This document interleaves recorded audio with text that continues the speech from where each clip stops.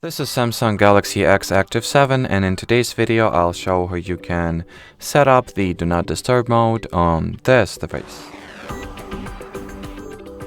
To start, you will need to launch Settings, then find and enter the Notifications category. Here open the Do Not Disturb properties or Do Not Disturb page. Now that's how you enable or disable this feature. Here you can set up the condition for it to be automatically switched off after a certain period of time. Here you can set up automated schedules for the DND mode to be automatically enabled and disabled.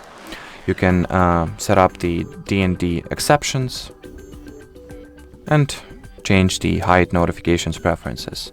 And well, as far as this feature goes, that will be more or less it. So thanks for watching, thanks for your attention, and bye bye.